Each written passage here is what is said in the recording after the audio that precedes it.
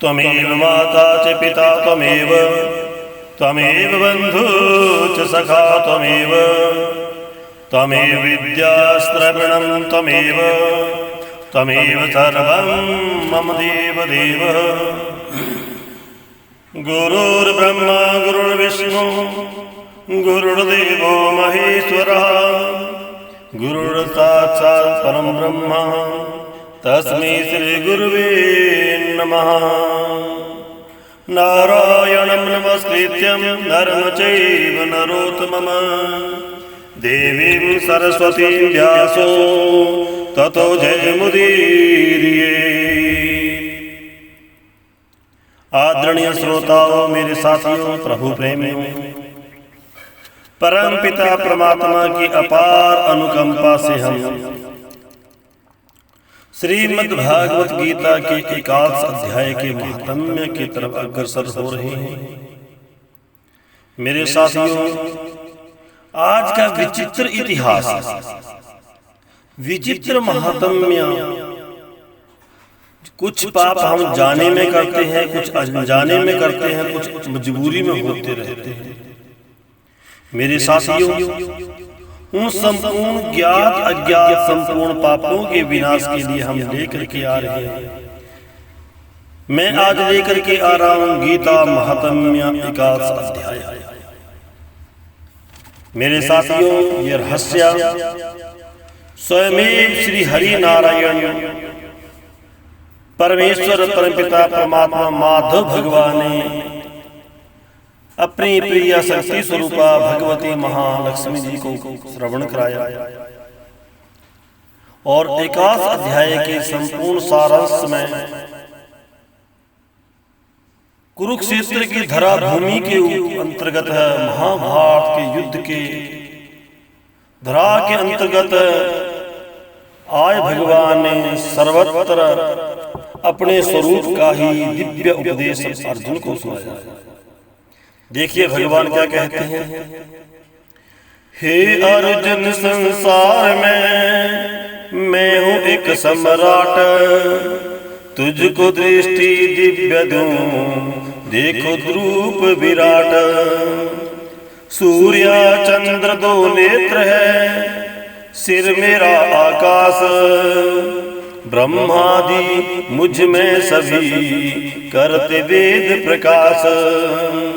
सब योद्धा मारे हुए मेरे मुख में माही, देना चाहूं यश तुझे मत करियो तुम नाही। हाथ जोड़ अर्जुन कहे प्रथम रूप लोधार, प्रभु के अद्भुत रूप को देना तुरंत विसार, देना तुरंत विसार। भगवत प्रेमी परमपिता परमात्मा ने अपना दिव्य स्वरूप, सार्वभौमिक स्वरूप भगवान ने अर्जुन को दिखाया कि संसार में जो कुछ है वो सब मेरा स्वरूप ही है। भगवान कहते हैं, पश्यमे पार्थ रूपाणि सत्सो अत्सहस्रसा, नाना विधानि दिव्यानि नाना वर्ण कृतानि च। पश्यमे पार्थ रूपाणि सत्सो अत्सहस्रसा, नाना विधानि दिव्यानि नाना वर्णाकृतानि च।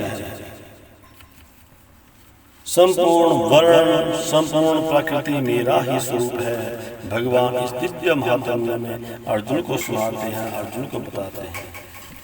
तो महात्म्य में श्री नारायण भगवान कहते हैं कि हे लक्ष्मी, हे प्रिय, महादेव भगवती माँ पार्वती को कैलाश पर्वत की रम्य रमणीक स्थान के ऊपर महात्म्य सुना रही हैं। परमेश्वर कहते हैं कि भगवती सुन, तुंगभद्र नामक एक नगर था जिसके राजा का नाम सुखानंद था। भूखंड के अंतर्गत संपूर्ण सिद्धि को देने वाला, जिस स्थान पर हर समय यज्ञ, परमात्मा के यज्ञों का सेवन, सत्कर्म, सत्धर्म हुआ करते थे, बहुत ही रमणीक वो नगर था। उस नगर का नाम तुंगभद्र था। प्रभु प्रेमियों, लेकिन उस नगर का जो राजा था, उस नगर का जो संचालक थे, वो एक सुखानंद नामक एक राजा था। वह श्री लक्ष्मीनारायण भगवान की बहुत सेवा किया करता था। वहां एक दिन ब्राह्मण बड़ा धन्य पात्र विद्वान पंडित रहता था। कहने का भाव है साथियों, राजा की नगरी में, जो राजा का एक नगर था, तुंगभद्र नगर था, उसमें हर एक समय यज्ञ भी होते रहते थे, यज्ञ होता था। वहां पर एक विद्वान ब्राह्मण, भगवत प्रेमी, परमात्मा को साक्षात करने वाला, दिव्य योग में रमण करने वाला विद्वान पंडित रहता था। उस ब्राह्मण का नियम था नित्य प्रति भगवत गीता जी के 11वें अध्याय का पाठ करना। राजा भी नित्य श्री लक्ष्मी नारायण की सेवा किया करता था और उसी का अनुसरण यज्ञ कर्म, शुभ कर्म एवं गीता के अध्याय का श्रवण करता था। ऐसे ही सेवा करते करते बहुत सा समय व्यतीत हो गया। एक दिन राजा को घर गया। उस दिन बहुत से अतीत देशांतर फिरते फिरते भ्रमण करते करते महात्मा जन, संत जन, वृंद जन यात्रा पर चलते चलते फिरते फिरते उस नगर में पहुंचे। भगवत प्रेमियों, उन पथिकों ने, राहगीरों ने राजा से रहने के लिए जगह मांगी और राजा ने बड़ी हवेली खुलवा दी। एक बड़ी सी धर्मशाला, बड़ा दिव्य स्थान उन संतों के लिए रहने के लिए दे दिया। राजा ने उन्हें भोजनालय का सामान दिया, रसोई का सामान दिया और संत महात्मा भी अमृत तुल्य उस रहस्य को पा करके, अमृत को पा करके भगवान के भोग लगाने के लिए पाकशाला में तैयारी करने लगे। भगवत प्रेमियों, मेरे साथियों, ब्राह्मण भी राजा के दर्शन को गया और राजा का बेटा भी साथ था और कई भृत्य भी वहां साथ ही। राजा ने राजा उस हवेली में आया। वहां के जो संत थे, जो ब्राह्मण थे, गीता के महात्म्य के पाठ करने में लगे हुए थे। उसी के सानिध्य में राजा का पुत्र भी खेलने लगा। मेरे साथियों, राजा का पुत्र खेलते खेलते उस हवेली, उस नगर के सानिध्य में आ पहुंचा। लेकिन दुर्भाग्य की एक बात क्या थी, उस हवेली के सानिध्य में, उस नगर के द्वार के पास एक प्रेत रहा करता था। उस प्रेत ने राजा के पुत्र को मारा और जो पथिक थे, जो द्वार के बाहर थे, उन पथिकों को भी मार करके अपना भोजन कर लिया, भक्षण कर लिया। राजा यद्यपि सेवा करता था, कथा श्रवण करता था, परंतु पुत्र के मोहवश राजा के मन में बुद्धि आई। राजा बोला, हे संत जी, आपका दर्शन हमको बहुत फला।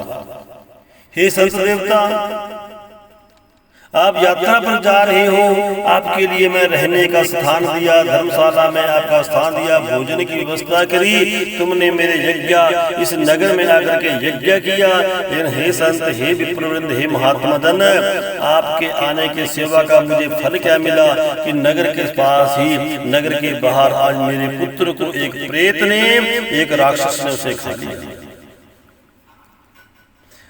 प्रेत ने मेरे पुत्र को मार दिया, राक्षस ने मेरे पुत्र को मार दिया। तो देखिए, जब संतों ने राजा के इन वचनों को सुना तो उन्होंने, संतों ने भगवान का ध्यान किया। संत त्रिकालज्ञ थे, भूत और भविष्य को देखने वाले थे। परमात्मा का ध्यान किया, भूत भविष्य को देख लिया। तब राजा से बोले कि राजन, चलो देखते हैं कहाँ पर तेरे पुत्र को उस प्रेत ने खाया, कहाँ पर उस राक्षस ने तेरे पुत्र को मारा। राजा, ब्राह्मण, संत सभी वहां पर आए जहां राजकुमार पड़ा हुआ था। तब ब्राह्मण ने कहा कि अरे प्रेत, तू इस लड़के पर कृपा दृष्टि कर, इस लड़के के ऊपर अपनी कृपा दृष्टि कर, जिससे वह लड़का दोबारा जीवित हो जाए। देखिए संतों, देखिए प्रभु प्रेमियों,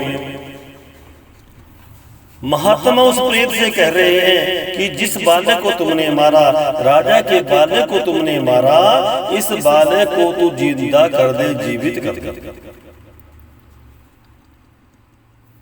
ऐसी दृष्टि डालो, ऐसा कोई रहस्य करो जिससे ये बालक, ये राजा का पुत्र पुनः जीवित हो जाए। और मैं तुझे गीता के 11वें अध्याय का पाठ सुनाता हूँ, उसे तू भी श्रवण कर, जिससे तेरा भी कल्याण होगा। तू पिछले जन्म की बात कहे कि तू पिछले जन्म में तू कौन था और तुम्हारा ये हाल, तू प्रेत क्यों बना, तुम राक्षस क्यों बने और तुमने राजा के पुत्र को ही क्यों मारा। संपूर्ण रहस्य को तुम मेरे प्रति कथन करो। तब प्रेत बोला, मैं पूर्व जन्म में एक ब्राह्मण था। प्रभु प्रेमियों, रहस्य को जानने वाली बात है। अब प्रेत देखिए संत से क्या कहते हैं कि मैं पूर्व जन्म में अपना इतिहास सुना रहे हैं, अपना पूर्व जन्म का वृतांत सुना रहे हैं। प्रभु प्रेमियों, अब देखना कि जाने में और अनजाने में यह हम जो पाप किया करते हैं उसका फल कैसे हमें मिलता है। प्रेत कह रहा है कि मैं पूर्व जन्म में एक ब्राह्मण था, इस नगर के बाहर अपना खेती करता था, हल जोतता था, किसान का मैं कर्म करता था, मैं कृषि का कार्य करने में तत्पर था। प्रभु प्रेमियों, मैंने हल जोत रहा था, अपने खेत में है खरपतवार को निकाल रहा था, खेती करने के लिए अपने खेतों को तैयार कर रहा था, लेकिन मेरे नगर के सानिध्य में ही एक दुर्बल ब्राह्मण आया। रास्ते पर कोई ब्राह्मण गिर रहा था, दुर्बल ब्राह्मण था, वो रास्ते में जा रहा था और वो बेहोश होकर गिर पड़ा। मैं चाहता तो उसे जल पान करा के, उसकी सहायता करके, पंखा करके उसको जीवन दान दे सकता था, लेकिन मैं अपने काम में लगा रहा, मैं हल जोतता रहा, अपना खेत का काम करता रहा और मेरे पास में ही ब्राह्मण गिरा, बेहोश हो गया और देखते ही देखते गीध आकर के उस ब्राह्मण को नोचने लगे। जीते जीते ब्राह्मण को, बेहोश पड़े ब्राह्मण को गीध आकर के नोचने लगे, जीते ही ब्राह्मण को खाने लगे। मैं देखता रहा, लेकिन मैं फिर भी उस ब्राह्मण की रक्षा नहीं कर पाया, सहायता नहीं कर पाया। मैं बैठा देखता रहा, मेरे मन में दया नहीं आई और ना ही मैंने उस चील को वहां से भगाया और ना ही उस चील को वहां से भगाया, ना ब्राह्मण की रक्षा करी। इतने में रास्ते से पथ के ऊपर भ्रमण करते हुए एक महात्मा भी आ पहुंचे। महात्माओं ने चीड़ को भगाया, गीध को भगाया और उस ब्राह्मण की रक्षा करने के लिए बहुत से प्रयत्न करे, लेकिन सामने मैं बैठा हुआ था, अपना काम कर रहा था। ऐसा देखते ही उस महात्मा को, उन ब्राह्मणों को मेरे को ऊपर देख के क्रोध आ गया और मेरे से कहते हैं, हरे हल जोतने वाले ब्राह्मण, हे विप्र देवता, तुम्हारे सामने एक ब्राह्मण को एक निर्दयी ये चीड़, ये गीध खा रहा है और तुमने उसकी सहायता नहीं करी। तुम ब्राह्मण होते हुए भी तुमने चंडाल का काम किया। हरे निर्दयी, हरे पाप आत्मा, हे दुरात्मा, हे अंधे प्राणी, जा तू राक्षस हो जा, चंडाल हो जा। संतों ने, महात्माओं ने मुझे अभिशाप दिया। मेरे सामने ब्राह्मण को गीध खा रहे थे, मैं उसकी सहायता नहीं कर पाया, इसलिए मुझे महात्माओं ने अभिशाप दिया, तू राक्षस हो जा, तू प्रेत योनि पावेगा। तब मैंने महात्माओं के चरण पकड़े और मेरा उद्धार कैसे होगा मैं याचना करी। त्राहि माम शरणं गता, त्राहि माम शरणं गता। मैंने जीवन याचना करी, मैंने अनजाने में वो पाप किया था, मैंने अज्ञानवश मेरे से वो पाप हुआ था, इसलिए प्रभु मेरा उद्धार कीजिए। संतों के चरणों में जैसे ही मैं गिड़गिड़ाया तो महात्मा ने कहा कि तुम्हारा उद्धार गीता के 11वें अध्याय 81वें अध्याय के पाठ सुनने से तुम्हारा उद्धार होगा। प्रेत ने अपनी व्यथा कह चुका था। विप्र ने कहा कि राजा से पूछा, राजा इसका उद्धार करिए। राजन, तुम नित्य प्रति गीता के अध्याय का पाठ करते हो, तुम गीता का पाठ करो और इस प्रेत का उद्धार हो जाएगा। क्योंकि प्रेत ने राजा के पुत्र को मारा था। महात्मा भी गीता का पाठ करते थे, भगवत प्रेमी थे, महात्म्य के रहस्य को जानते थे। मेरे साथियों, प्रभु प्रेमी, देखिए ये दिव्य महात्म्य, सामने पुत्र मरा पड़ा है, सामने प्रेत हाथ जोड़ के बैठा है, अपना पूर्व जन्म का वृतांत बता दिया और सामने महात्म्य इस बात की साक्षी दे रहे, राजन ये कर्मों का ही तो फल है।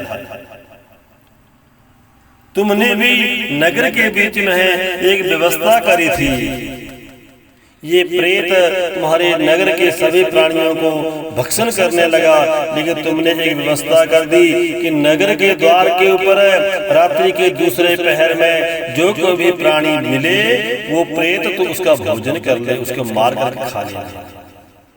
राजन, ये नियम तेरा ही बनाया था कि तेरे द्वार के बाहर रात्रि के दूसरे पहर में जो प्राणी विचरे उसे तो मार के खा लेना। राजन, तेरा पुत्र गलती से रात्रि को दूसरे पहर में द्वार के बाहर गया, तभी तो इस प्रेत ने भोजन कर दिया। राजन, तूने अपने कल्याण करने के लिए ना जाने कितने जीवों का भोजन इस प्रेत के करा दिया। आज तुम्हारे बेटे का भोजन इसने कर लिया, मार दिया, लेकिन राजन अब तुम ही इसका उद्धार कर सकते हो। बोलिए माधव भगवान की जय हो।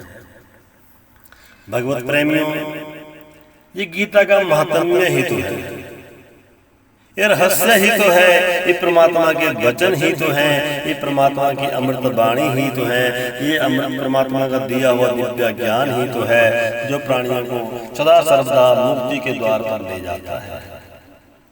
मेरे साथियों, जैसे ही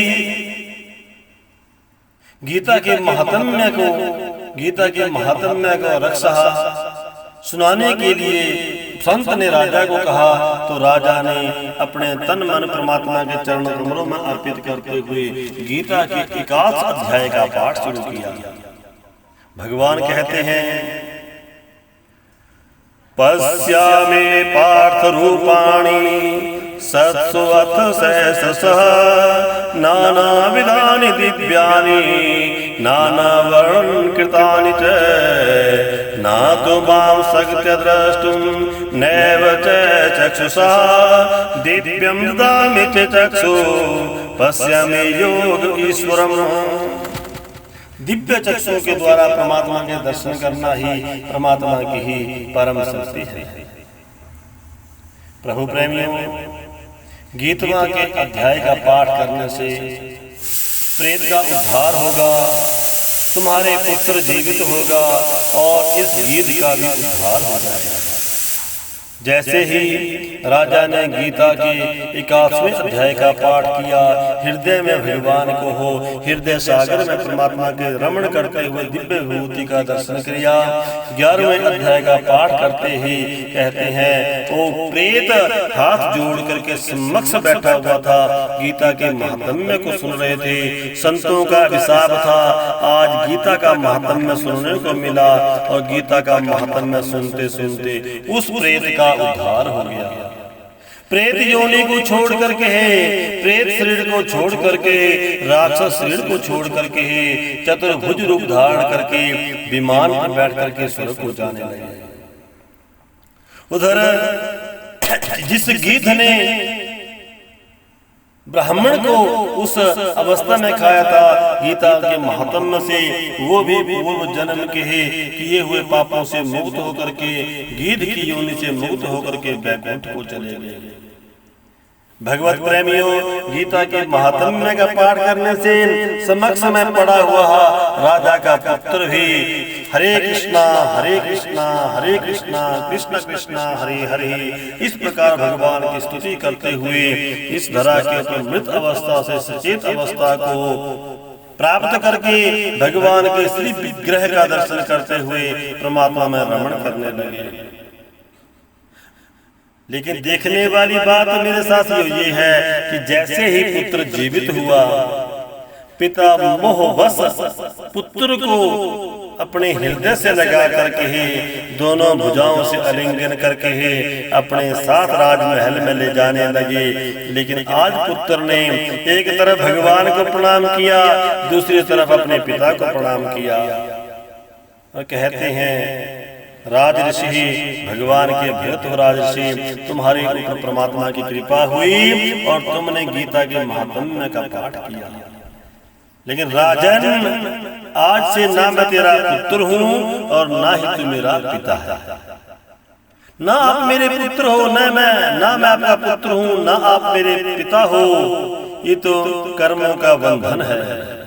जब तक हमारा शरीर पूर्व जन्म के प्रारब्ध से बंधा होता है और पूर्व जन्म के प्रारब्ध पूर्ण होने पर हमारे रिश्ते भी, ये शरीर भी छूट जाता है। राजन, ना जाने कितने बार तुम मेरे पिता बने, कितने बार तुम मेरा पुत्र बने। इस जन्म में मैं तुम्हारा पुत्र बना, तुम मेरे पिता बने। पूर्व जन्म में तुम मेरे पुत्र थे, मैं भी हमारा पिता था। इसलिए अब ये पिता पुत्र का हमारा एक रिश्ता और बंधन समाप्त हो गया। मुझे गीता का अमृत का पाठ तुमने सुनाया, मुझे अमर पद प्राप्त हुआ और मैं परमात्मा के अमर पद को प्रवेश कर रहा हूँ, भगवान के धाम को जा रहा हूँ। राजन, नारायण की कृपा से तुम भी सदा नित्य निरंतर परमात्मा के श्री चरण कमलों का ध्यान करते हुए गीता के महात्म्य के 11वें अध्याय का पाठ करते करते तुम भी स्वर्ग को प्राप्त कर जाओगे। भगवत प्रेमियों, राजा का पुत्र गीता के 11वें अध्याय के पाठ सुनने से नारायण नारायण नारायण कहते हुए श्री धाम को प्राप्त हुए और समय स्थिति के अनुसार राजा और वो महात्मा भी अपने जीवन यात्रा को पूर्ण करके इस पंच भौतिक शरीर को छोड़ करके सत्य गति को, परम गति को प्राप्त किया। भगवत प्रेमियों, मेरे साथियों, अपार कृपा हमारे ऊपर परमात्मा की हुई जो हम गीता के महात्म्य के माध्यम से जुड़े। पूर्व जन्म में ब्राह्मण ने पाप किया नहीं, ब्राह्मण की हत्या को होते हुए देखा तो ब्रह्म राक्षस बना, प्रेत बना, चंडाल बना। ना जाने हम अपने जीवन में कितने बार अपनी आंखों से पाप को देखते हैं, लेकिन फिर भी धर्म की स्थापना करने के लिए उस प्राणी के ऊपर दया करते हुए हम धर्म का साथ नहीं देते। स्वार्थ के इस चक्कर में बंधे हुए संसार में दुख पा रहे हैं, भटक रहे हैं और भटकते रहते हैं। मेरे साथियों, भगवत प्रेमियों, भगवान की अपार कृपा हुई है और मैं यही चाहता हूँ कि आप और आपका परिवार सदा सर्वदा प्रसन्न रहे, खुश रहे। आपके पूर्वज,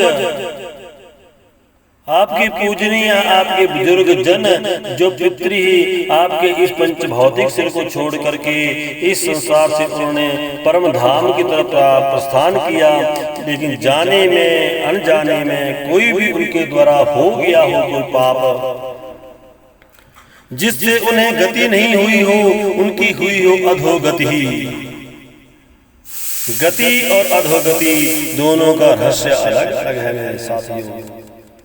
परमात्मा की शरण मिल जाना ये गति है और नरकों की यातना भोगना ये अधोगति है, ये पाप गति है, कष्ट की गति है। हम नहीं चाहते कि हमारे पूर्वज नरकों में भटके और मैं यही चाहता हूँ कि आपके पूर्वज भी, आपके पितर भी, आपके वो पूजनीय जन भी संसार में भटके नहीं, सदगति को, सत्यलोक को प्राप्त करें। तो भगवत प्रेमियों, ये मेरा छोटा सा प्रयास आपके कल्याण, जगत कल्याण एवं प्राणियों की गति को देने वाला, प्राणियों को सदगति को देने वाला ही ये रहस्य है। एक बार फिर उन अमृत वचनों को, सारांश को आप सुने। क्या कहा भगवान ने? हे अर्जुन, संसार में मैं हूँ एक सम्राट, तुझको दिव्या दृष्टि दूं, देखो रूप विराट। सूर्य चंद्र दो नेत्र है, सिर मेरा आकाश। ब्रह्मादि मुझे सभी करते वेद प्रकाश। सब जोधा मारे हुए मेरे मुख के माही, देना चाहूं यश तुझे मत करियो तुम नाही। हाथ जोड़ अर्जन कहे प्रथम रूप लो धार, प्रभु के अद्भुत रूप को देना तुरंत विसार। परमात्मा ने दिव्य स्वरूप विराट स्वरूप अपना अर्जुन को दिव्य दृष्टि दे करके दिखाया। और देखिए प्रभु कृपा ही तो है, ये सब गुरु कृपा ही तो है। अर्जुन को तो भगवान ने दिव्य दृष्टि दे दी अपना दिव्य स्वरूप दिखाने के लिए, लेकिन उधर गुरु विश्वामित्र हमारे हस्तिनापुर के राजा जब महाभारत के युद्ध का संपूर्ण रहस्य संजय धृतराष्ट्र को सुना रहे थे, लेकिन संजय तो जन्म से अंधे थे, धृतराष्ट्र तो जन्म से अंधे थे, लेकिन उस रहस्य को देखने के लिए हमारे परम पूजनीय वेदव्यास जी ने, ब्रह्म ऋषि परमात्मा के अवतार स्वरूप व्यास जी ने संजय को दिव्य दृष्टि दी।